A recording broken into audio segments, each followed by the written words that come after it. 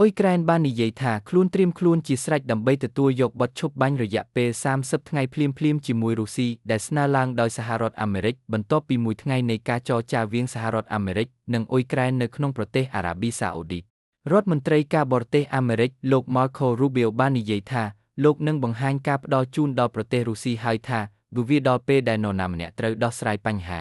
ប្រធានាធិបតីអ៊ុយក្រែនលោក Volodymyr Zelensky បាននិយាយថាឥឡូវនេះវាអាស្រ័យលើសហរដ្ឋអាមេរិកក្នុងការបញ្ចុះបញ្ចូលរុស្ស៊ីឲ្យយល់ព្រមចំពោះសំណើខូវិជ្ជមាន